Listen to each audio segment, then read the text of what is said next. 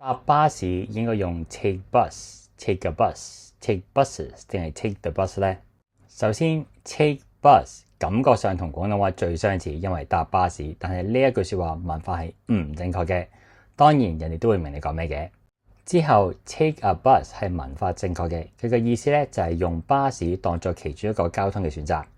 呢一個用法咧通常係指某一個情況，而唔係講緊習慣性嘅。It's starting to rain. Let's take a bus instead.